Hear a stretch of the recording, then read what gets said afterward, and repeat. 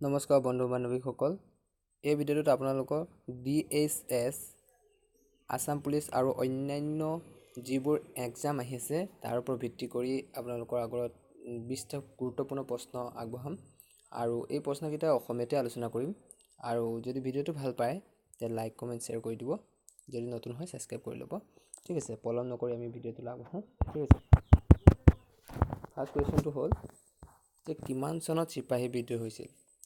চিপাহী বিদ্ৰোহ হৈছিল 1857 চনত। ঠিক আছে, চিপাহী বিদ্ৰোহ হৈছিল 1857 চনত। নেক্সট কুৱেশ্যনটো আগবাঢ়িছোঁ। নেক্সট কুৱেশ্যনটো হ'ল যে বৰ্তমান অসমৰ মুঠ মাটিকালি কিমান? বৰ্তমান অসমৰ মুঠ মাটিকালি হৈছে ৭৮,৪38 বৰ্গ কিলোমিটাৰ। কিমান বুলি ক'লে যে ৭৮,৪38 বৰ্গ কিলোমিটাৰ অসমৰ মুঠ মাটিকালি। প্ৰায়বোৰ এক্সামত এই প্ৰশ্নটো আহি থাকে। ঠিক আছে, নেক্সট কুৱেশ্যনটোলৈ আগবাঢ়োঁ। 3 নম্বৰ কুৱেশ্যনটো যে পৃথিৱীৰ বৃহত্তম নদীদ্বীপটোৰ নাম কি? পৃথিৱীৰ বৃহত্তম নদীদ্বীপটোৰ নাম হৈছে মাজুলী। পৃথিৱীৰ বৃহত্তম নদীদ্বীপটোৰ নাম হৈছে মাজুলী। এইটো প্ৰশ্ন আহি থাকে প্ৰায়বোৰ এক্সামতে, চাই যাব মন দি। আপোনালোকে ভিডিঅ'টো অকণো স্কিপ নকৰাকৈ চাই থাকিব, তেতিয়া আপোনালোকৰ মনত ৰখি যাব ভিডিঅ'বোৰ চালেই। ঠিক আছে, নেক্সট কুৱেশ্যনটো আগবাঢ়িছোঁ। 4 নম্বৰ যে কছাৰী ৰাজ্যৰ ৰাজধানী ক'ত আছিল? কছাৰীসকলৰ ৰাজ্যৰ ৰাজধানী আছিল পূৰ্বতে ডিমাপুৰত। আপোনালোকে নিশ্চয় জানে কছাৰীসকলৰ ৰাজ্যৰ ৰাজধানী আছিল ডিমাপুৰত। ঠিক আছে, আমি 5 নম্বৰ কুৱেশ্যনটো আগবাঢ়িছোঁ। 5 নম্বৰ কুৱেশ্যনটো হ'ল যে বাঁহী আলোচনী কাৰ ৰচনা আৰু কিমান চনত প্ৰকাশ পাইছিল? যে বাঁহী আলোচনীখন ৰচনা কৰিছিল বা ৰচনা কৰোঁতা হ'ল ৰসৰাজ লক্ষ্মীনাথ বেজবৰুৱাদেৱে ৰচনা কৰিছিল আৰু এই আলোচনীখন প্ৰকাশ পাইছিল 1909 চনত। ঠিক আছে, 6 নম্বৰ কুৱেশ্যনটোলৈ আগবাঢ়িছোঁ যে আমাৰ ভাৰতৰ যি সংবিধানখন ৰচনা কৰোঁতে কিমান সময় আৰু কিমান দিন লাগিছিল? কিমান বছৰ, অৰ্থাৎ কিমান বছৰ আৰু কিমান দিন লাগিছিল? মাহটোত দিব থাকি গ'ল। ঠিক আছে, চৰি তাৰ বাবে মই দুখিত, টাইপিঙত ভুল হৈছে। ঠিক আছে, ভাৰতৰ সংবিধানখন ৰচনা কৰোঁতে 2 বছৰ 11 মাহ 18 দিন সময় লাগিছিল। তাৰপিছত 7 নম্বৰ কুৱেশ্যনটোলৈ আগবাঢ়িছোঁ যে মহাত্মা গান্ধীক কোনজন ব্যক্তিয়ে সৰ্বপ্ৰথমে মহাত্মা বুলি কৈছিল? আৰু উত্তৰটো হ'ল ৰবীন্দ্ৰনাথ ঠাকুৰে মহাত্মা গান্ধীক মহাত্মা বুলি কৈছিল। এইটো মনত ৰাখিব, মষ্ট ইম্পৰ্টেণ্ট কুৱেশ্যন। 8 নম্বৰ কুৱেশ্যনটোলৈ আগবাঢ়িছোঁ যে আহোমসকলে প্ৰথম ক'ত ৰাজধানী পাতিছিল? বা আহোমসকলৰ প্ৰথম ক'ত ৰাজধানী আছিল? সেই প্ৰথম ৰাজধানী আছিল চৰাইদেউত।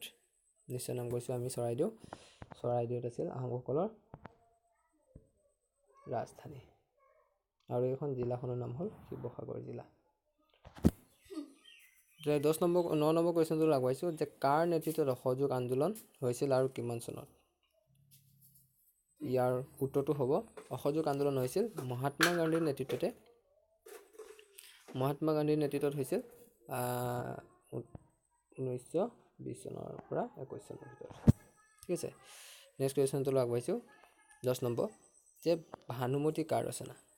ভানুমতী হ'ল পদ্মনাথ গোহাঁই বৰুৱাদেৱৰ ৰচনা। ভানুমতী কাৰ ৰচনা বুলি ক'লে পদ্মনাথ গোহাঁই বৰুৱাদেৱৰ ৰচনা।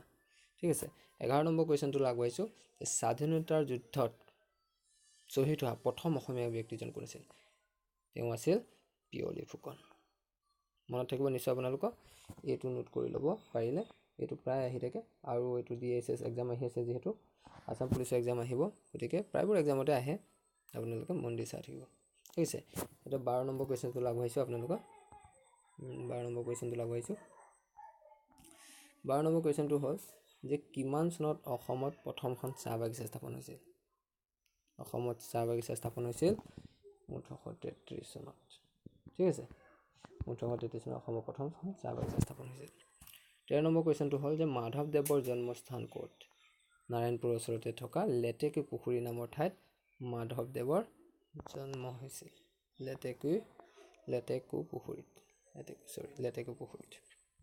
ঠিক আছে, 14 নম্বৰ কুৱেশ্যনটো মহাভাৰতৰ পুৰণা নাম কি? মহাভাৰতৰ পুৰণা নামটো জানিব লাগিব আমি সকলোৱে। এই এক্সামত প্ৰায়বোৰ আহি থাকে, প্ৰায় এক্সামবোৰত উত্তৰটো হ'ল জয় সংহিতা। ঠিক আছে, 15 নম্বৰ কুৱেশ্যনটো আগবাঢ়িছোঁ। ভাৰতৰ প্ৰথম তেল শোধনাগাৰটো হ'ল ডিগবৈ। মনত ৰাখি ল'ব, নোট কৰি লওক পাৰিলে। ভাৰতৰ প্ৰথম তেল শোধনাগাৰটো হ'ল ডিগবৈ। 16 নম্বৰ কুৱেশ্যনটো আগবাঢ়িছোঁ যে ভাৰতীয় ৰিজাৰ্ভ বেংক কিমান চনত স্থাপন হৈছিল? ভাৰতৰ ৰিজাৰ্ভ বেংক স্থাপন কৰা হৈছিল 1935 চনত। ভাৰতৰ ৰিজাৰ্ভ বেংক স্থাপন কৰা হৈছিল 1935 চনত। এইটো মষ্ট ইম্পৰ্টেণ্ট। ঠিক আছে, 17 নম্বৰ কুৱেশ্যনটো আগবাঢ়িছোঁ। বিশ্বৰ সকলোতকৈ প্ৰাচীন ধৰ্মপুথিখনৰ নাম কি? বিশ্বৰ সকলোতকৈ প্ৰাচীন ধৰ্মপুথিখনৰ নাম হ'ল ঋগ্বেদ। ঠিক আছে, এইটো মনত ৰাখি ল'ব পাৰিলে ভিডিঅ'টো ডাউনলোড কৰি ল'ব। তাৰপিছত নেক্সট কুৱেশ্যন 18 নম্বৰ। ভাৰতৰ সকলোতকৈ পবিত্ৰ নদী কোনখন? আমি সকলোৱে জানো ভাৰতৰ সকলোতকৈ পবিত্ৰ নদীখন হৈছে গংগা নদী। ঠিক আছে, ভাৰতৰ সকলোতকৈ পবিত্ৰ নদী। 19 নম্বৰ কুৱেশ্যনটো আগবাঢ়িছোঁ। চাণক্য কাৰ মন্ত্ৰী আছিল? চন্দ্ৰগুপ্তৰ মন্ত্ৰী আছিল। ঠিক আছে, এইটো মষ্ট ইম্পৰ্টেণ্ট কুৱেশ্যন DSS এক্সামৰ বাবে, আৰু আছাম পুলিচতো আহিব পাৰে বা অন্যান্য এক্সামবোৰতো এই প্ৰশ্নটো প্ৰায় সোধে বা আহে। ঠিক আছে, পলম নকৰি নেক্সট ভিডিঅ'টো আমি আলোচনা কৰোঁ। ঠিক আছে, 20 নম্বৰটো হ'ল ভাৰতৰ ৰাষ্ট্ৰপতি নিৰ্বাচন কৰা হয় কাৰ দ্বাৰা কৰা হয়? নিৰ্বাচন মণ্ডলীৰ দ্বাৰা। কাৰ দ্বাৰা কৰা হয়? নিৰ্বাচন মণ্ডলীৰ দ্বাৰা ভাৰতৰ ৰাষ্ট্ৰপতি নিৰ্বাচন কৰা হয়। ঠিক আছে, ভিডিঅ'টো ভাল পালে লাইক কৰিব, কমেণ্ট কৰিব, ক'ৰবাত ভুল হ'ব পাৰে জনাই দিব। ঠিক আছে, আৰু যদি নতুন হয়